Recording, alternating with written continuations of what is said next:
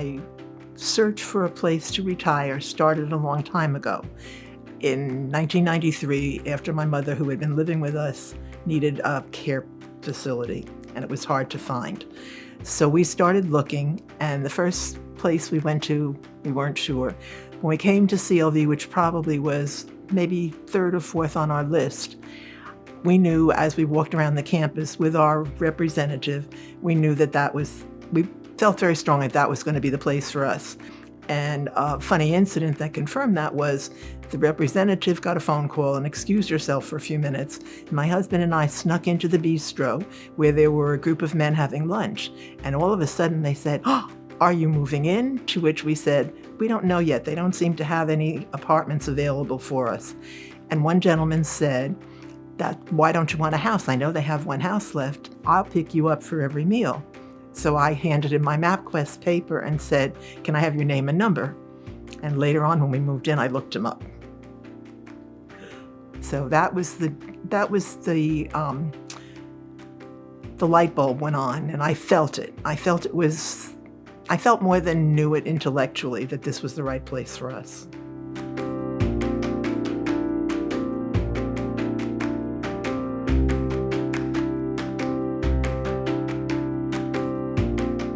I say it's a great place to live, and my daughters would say it's like sending my parents to college. And I think that's pretty much captures it, because for them, they don't worry about me because they know that the place where I'm living provides everything that I'm going to need, just as at college they were provided for. But for me, it's a place that's more than that. It's a place where the people are always the most important in my life. And no matter what the situation is, the people that I interact with are the people that make all the difference. And I find that at Carroll Lutheran Village, more than any of the other 5 facilities that we visited, people tend to be more outgoing, if not among their peers, certainly with newcomers. And in that respect, I've had so many opportunities to meet people here that after 15 years living here, I feel like it's really home. And I felt that way even before 15 years, but it's because there's always someone to share with, there's always someone to chat with. So I guess that's how I would describe it, as a wonderful place to live.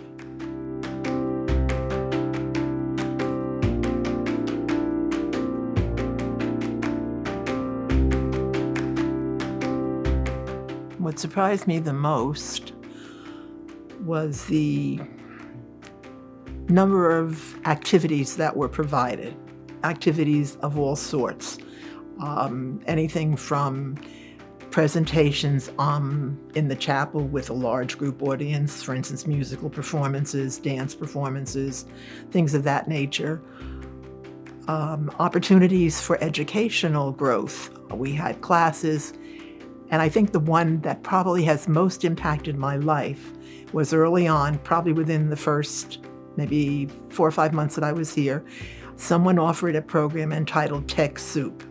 And the title intrigued me, so we went, my husband and I, and the person doing the presenting was from philanthropy, and she said, "I just feel that if you think you're going to be alive for 5 more years, you ought to learn about modern technology." That was the hook. And so she taught us all about iPhones and iPads and so on. And as a result, we bought our first iPad. This was in 2014. And at that time, you had to pay an extra $100 to get a cellular connection. But we went ahead and did that. Best move we ever made, because later on in life, as my husband's health deteriorated, he really depended on the iPad for communication with our kids. So that was an incredible experience. And things like that, other things, dinner parties and things of that nature.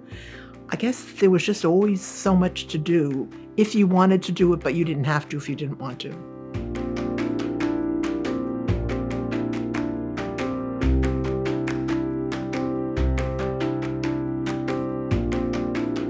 My daily life has changed significantly, and it has changed over the course of the years. I think Initially, when I moved here, one of the things that drew us was the pool. My husband and I both liked the pool, and we lived in Columbia where we had neighborhood pools. And so, especially during the summer months when the neighborhood pools were open, we were there every single day. And we often went to the indoor pool as well. But when I came here, my husband continued using the pool, but I got attracted to the gym, and I became a 3 day a week regular at the gym. And that continued from the time I moved in until maybe about 2017 when my husband's health changed and I wasn't as free to come and go. So that was a good change. What didn't change was my love of people and just being with people and just chatting, learning about other things and other people's ways.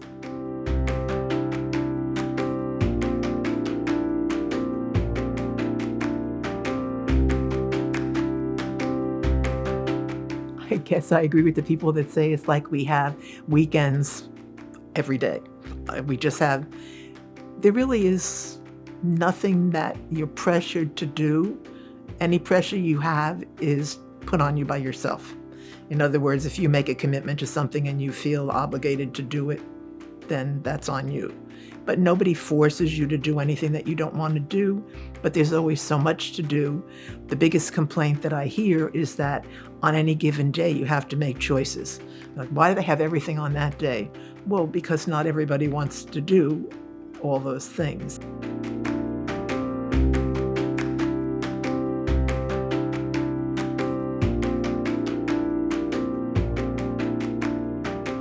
I think the care coordinator we've only had 2 people in that position, but both of them have been incredibly helpful.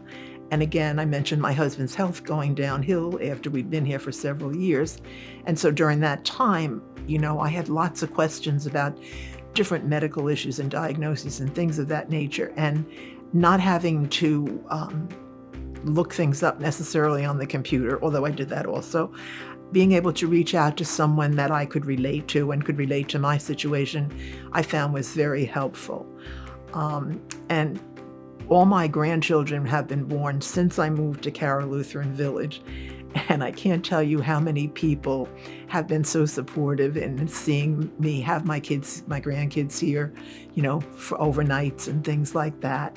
It just made being a grandparent more than I would have expected possible living at a place like this. I might have thought that, well, they might make noise and things like that. Nobody ever seemed to mind. They heard them crying sometimes, but that was just, they liked it. It was having young blood around, I guess. I said I should have gotten T-shirts that said Future Carroll Lutheran Village Residents, but I never followed through on that.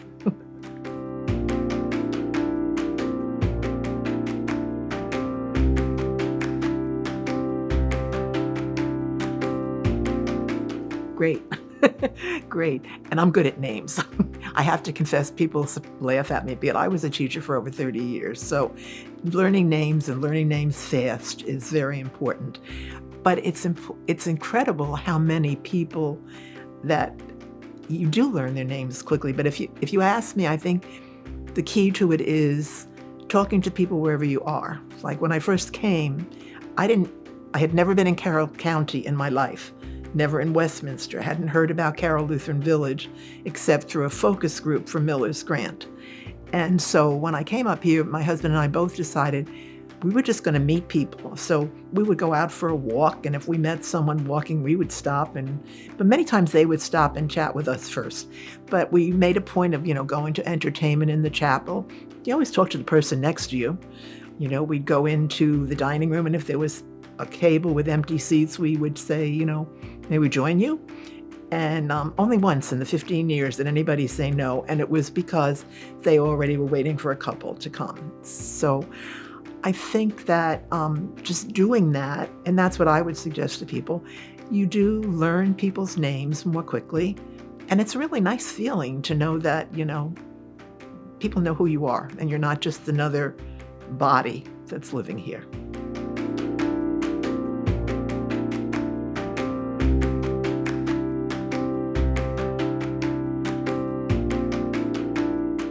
I think I've had several over the years.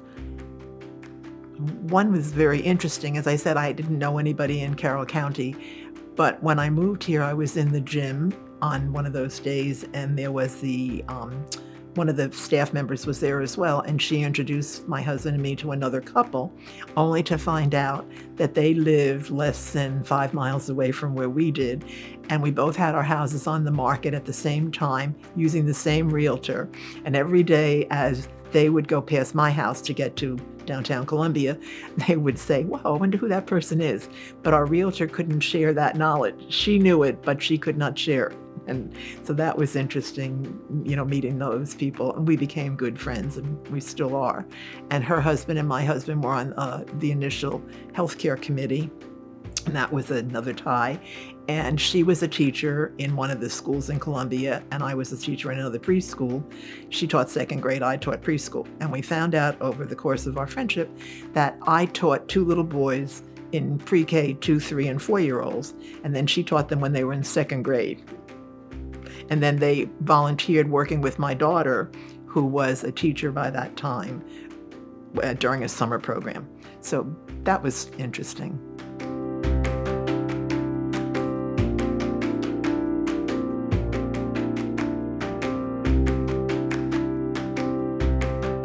I guess I would have to say it's because the village provides as much support as anybody needs. But initially, in most cases, I would say you kind of have to take the first step and reach out.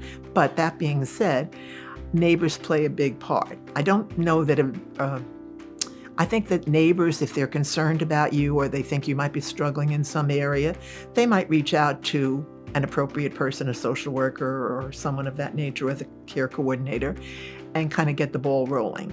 On the other hand, I've met so many people, and because I am by nature outgoing, I guess, I have made contact with social workers, and my daughter's a social worker, so that's a connection and so on. And so I tend to reach out. It's easier maybe for me to reach out than someone else. But the village doesn't force the support on you. It's there. It's there in the form, as I said, of social workers, care coordinators, just other people that work here that get to know you. They know when you need more support than you're getting.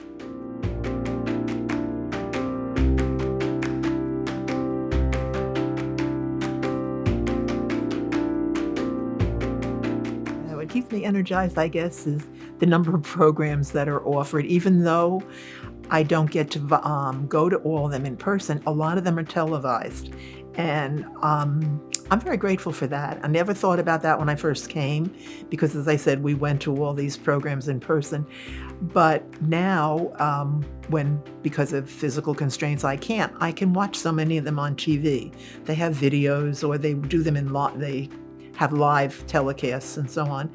And it's just amazing the things that you're able to learn that way. And then also, I do make a point of going to dinner in person almost 5 out of 7 nights.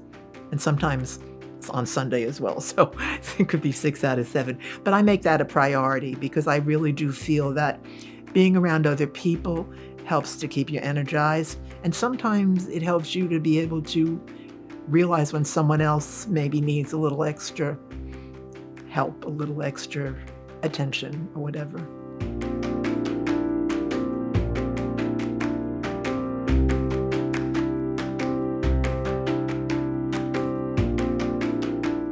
Well, I said in the beginning, and this is still true, exercising. I had never been in a gym in my entire life until I came here. And then, as I said, I was a 3-day-a-week gym person.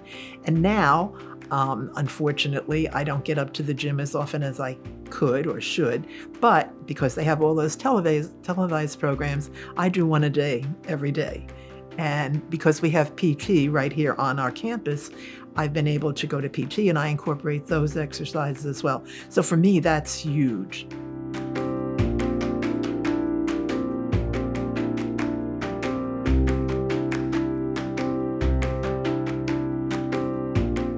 I think the staff has been so impressive over the years, and I think one of the ways that that's obvious is when someone on the staff has left, it really feels like you're losing a loved one. It almost feels like a betrayal that they're leaving, although I say that in jest because we have to realize, as we keep reminding ourselves and myself accordingly, that this is a job for them. It's our life, but it's a job for them.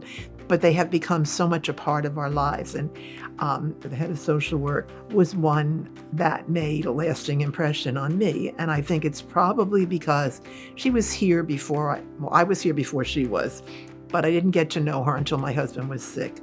But she came into my life at that time and was an incredible support.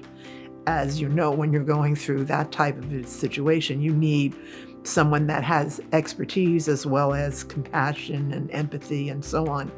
And she had all those and was just, and to this day, I still drop her a line once in a while. And so she was one staff member, but there have been so many others, just that, I don't know. At the time she was working in the gym, but she hasn't been a nurse by profession and been in Carroll Lutheran longer than almost anybody else. We just connected, and she was there when one daughter got married, when my other daughter had her first baby, and it was just like sharing with a family member, because I don't come from this area, but I'm an only child. So I don't have a lot of family. My family is in New England, and so I don't really have family around here. So those events that I was going through while I was living at the village were very important to me. And Melissa, at the time my daughter got married and had her first baby, she was just the person that was there to celebrate these events with me.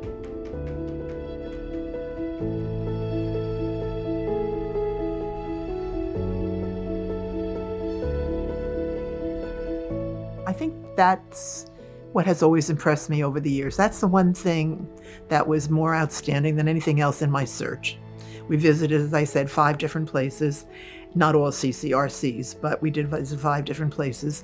And this was the place where, as we walked around the grounds, we not only liked the person that was with us, that was from the staff, but we liked watching the staff interact with other staff members.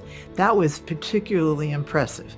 We didn't see that any other place where the staff members, as they encountered each other around campus, really just, you knew they liked each other. I mean, it's a neat place. I guess we felt like this is a nice place to live. The residents seemed to like each other, and the staff members seemed to like each other. And when we moved here, we found that wasn't just for us. I mean, it wasn't for show for us or anything like that. That's just the way, even now, I find that as I look at the people, the staff interacting, they just genuinely like each other.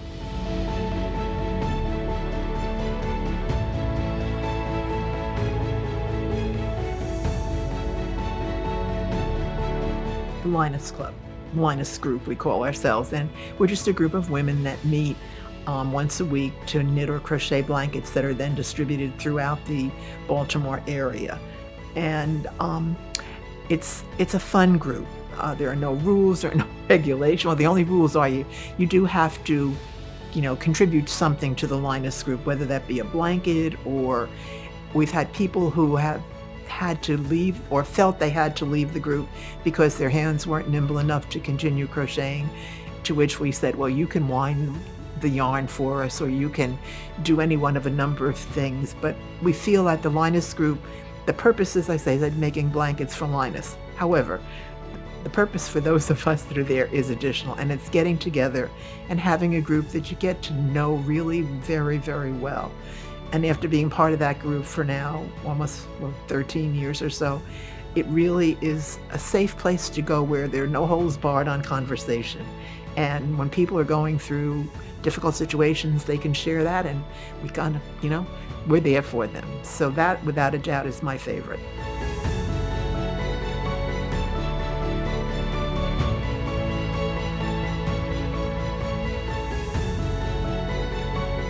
Well, the Linus group, the knitting and crocheting, and I love reading, and I have more time for it here, and we have a wonderful library here. When we first came, the first thing we did was go get new library cards from the public library.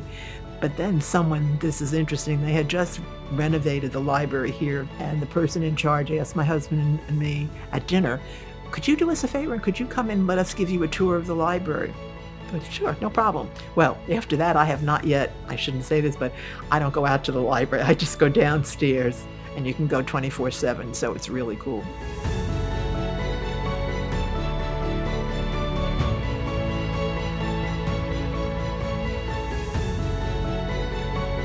I thought that the upper campus looked like backlot at Disney World because everything looked so beautiful, and it was brand new at the time. Everything just looked like unlived in. But I found out after I moved here that people do live there. But I have to be honest with you, that probably, the campus itself, I'm not really sure that that would have been a drawing card for me, because growing up in New York City, I'm a city girl. I was a little bit intimidated, to be honest with you. The campus was so big and just, it was beautiful, no doubt about it, well maintained. And what we did like about it was that we had places to walk. But in terms of, I know people always say, I was drawn to Carroll Lutheran because it was so pretty and so rural. And I always have to say, for me, that was not the drawing card. So, but it is a beautiful campus and well maintained.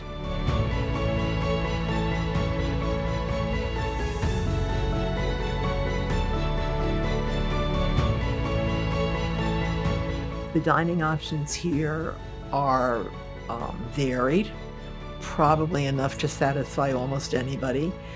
I'm on the Food and Dining Committee, and I have been for the 14 years, and so I've seen a lot of changes. But I guess I would say that we have two casual dining facilities, one on each end of the campus, the bistro and the cafe, and then we have a dining room which is served meals here in the Avondale place, and then we have our fine dining option, Zest, up in the upper campus. And so you really ought to be able to find something in one of those dining venues. And when I came here, that's what they told us. And at the beginning, when we were able to navigate the campus well physically, we used to just go out for a walk, and on any given day, we would eat wherever we were closer to. Now, that isn't my choice. After you're here for a long time and you don't have a car any longer, you sometimes give up that option. And so convenience seems to trump everything else. But seriously, I think the food is good. And the Food and Dining Committee really takes seriously the comments that come from the residents.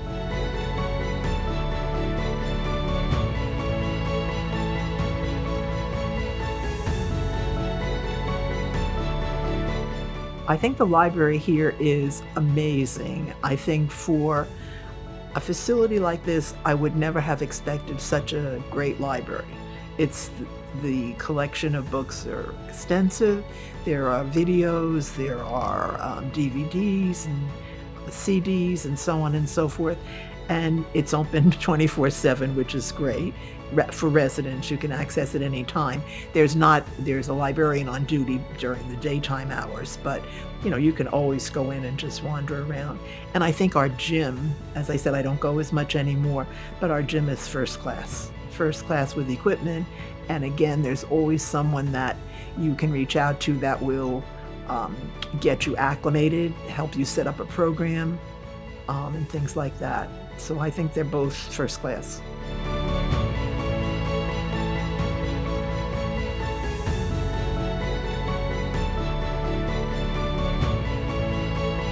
I guess I would say good choice, the choice that I made back then, because as I said, I started thinking about it when I had to find a place for my mom, and I saw how hard it was to find something that you liked and that she liked. And I don't think I did the best job I could.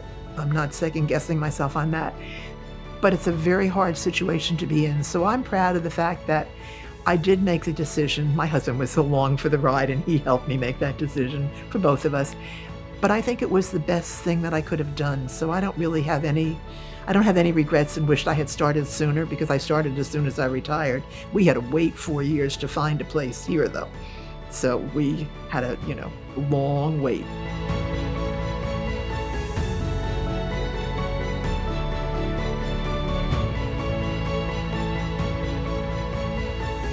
One memory that I have that really, I guess, will be with me for the rest of my life was the night, a few days after my husband had after we had buried my husband, I had a knock at the door. It was around 7 o'clock at night.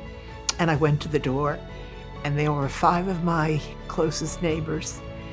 And they stood there and they said, "We know you're probably not ready yet, but we just want you to know that when you're ready to come out, we're here." And they said, I was just touched, because it was something that I wasn't sitting around feeling sorry for myself exactly, but I wasn't ready to get back into the full swing of life here. But it gave me that incentive, and I just said to them, just give me a few more days. And then when I was ready to come out, they were there, and we didn't do anything big to celebrate, but it was just that nice feeling that I'm back in the swing again, that kind of thing. So that was really very important. And on my 80th birthday, my family planned a birthday party for me here, and they brought my family from New England. And it was so, the people that they contact, my daughters had to contact neighbors to figure out who they had to call to set, things like that. So that was pretty special too.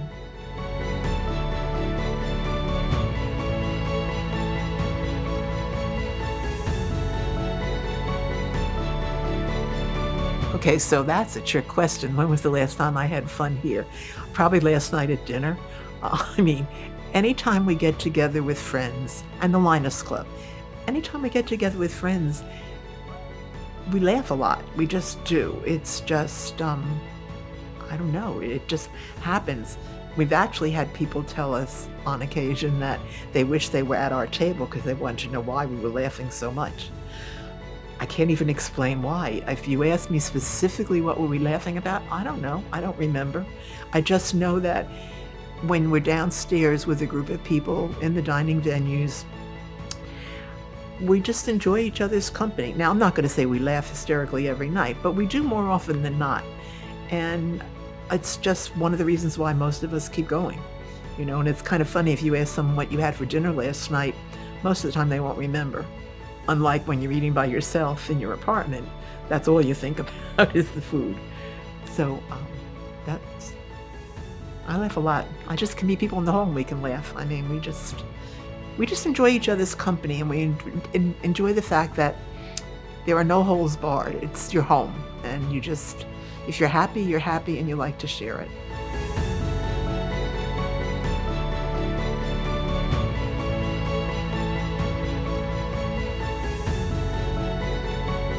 If you're thinking about moving to Carroll Lutheran Village, do it. Do it now. At the very least, make an appointment to come up, whether it's to an event that's being hosted and you've received a mailing, or if you'd rather, which was what I did, just call up and say, I would like to come up and have a tour.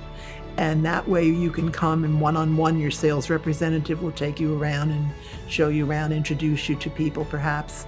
But don't wait. Don't wait. That's the biggest mistake that I think you can make, is to wait. You'll find Carroll Lutheran a really nice place. And it's unfortunate that people wait so long. I didn't. I was only 69 when I came. And I don't regret that at all, because if you are still young and in good health, then you have all the benefits of just not having to worry about the maintenance and things like that. And you can still come and go as you please. And you can always do that in independent living, but at least you know that you're situated in a place where if your health changes, then you don't have to be worried. I think that's one of the biggest lessons, for which I'm grateful that I did come as young as I did, because I did have a lot of really good years. I still have good years, but during that period when my husband was sick and before he passed away, I was glad that I was here, and I didn't have to worry about anything but him. I didn't have to worry about the maintenance, didn't have to worry about the food. I could just have it delivered, or I could go down and get it and take an elevator down and get it, as opposed to having to worry about things like that. And I find that people that come younger tend to adjust quicker, and people that come younger and have made their own decisions, I think that's part of the key. So I think what I would say to any friends of mine would be, when you start thinking about retirement, start researching, and don't keep putting it off. It's not going to get easier. And, downsizing and things like that, once you make up your mind that you want to go someplace, those things are going to work out. And Carroll Lutheran does offer programs to help you with that. But just thinking about it and saying, well, I'm going to wait a little bit longer, it's not going to make it easier. So come and get the most for your money.